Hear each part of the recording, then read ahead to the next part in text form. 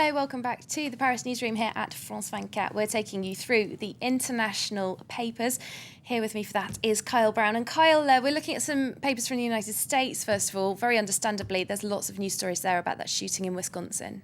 Yes, indeed. Lots of stories, and more details are emerging about Wade Page, the man who is reported to have made the grave shooting outside of the Sikh center. And there are reports coming out now, particularly in the New York Times, talking about how he was a rock singer in groups that specialized in lyrics of hate.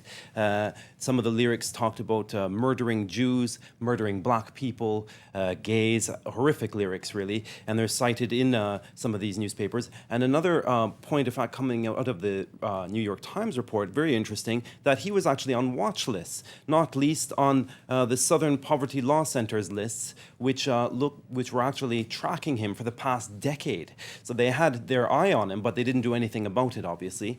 And then moving on swiftly to the Huffington Post, it's got a series of photos on the aftermath of the shooting at the Sikh Center. And that he was, of course, killed in a police shootout on that day. And lastly, The Guardian is running a piece about the Sikhs in the US and how they have actually been a scapegoat in the aftermath of the September 11th attacks of 2001. Yeah, quite a little-known minority, really, aren't yes, they? Misunderstood, perhaps, we could say. Indeed, not a lot of information out there about them, but also one of the little-known facts is that one of the first attacks after the September 11th attacks was actually against, a retaliatory violence was actually against a Sikh, the first one, according to The Guardian. And that was by a man back in 2001, went on to kill a number of other people from ethnic minorities. So interesting piece in The Guardian about the retaliatory violence, the scapegoats, and in fact, just that this is just the latest episode, according to The Guardian.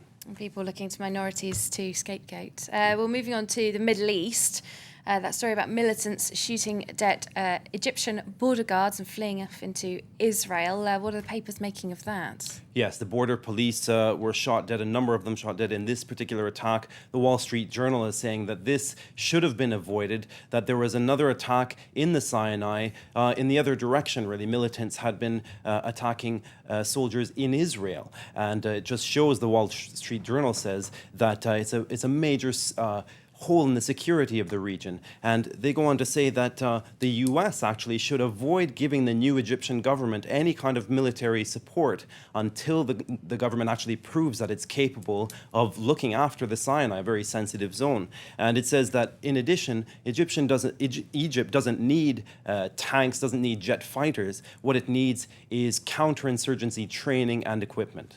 Okay, very complex situation there in Sinai. The Wall Street Journal calling it a mini Afghanistan as well. Moving on to the Olympics. Now, this is a story very close to my heart. Great Britain's medals have gone to quite a lot of people from mixed-race families, immigrants, second-generation Brits. That's right. And Mo Farah, obviously being the high-profile winner of the gold in the 10K. He's originally from Somalia, but obviously he's being embraced among the Brits as one of their own. And Yasmin Alabai Brown of The Independent says, well, this is all very interesting. You know, we have a number of people who are either immigrants or second or third generation Britons and who, you know, are now being embraced, but it's a bit awkward for the pundits and politicians who have been less than warm to the immigrants in the country. Yeah, she's having a go at one of the other newspapers there, isn't she? The Daily Mail, I think. Actually, you could cite that paper, but in fact, you could probably cite a whole list of people over the past several months or several years who have had a go in one way or another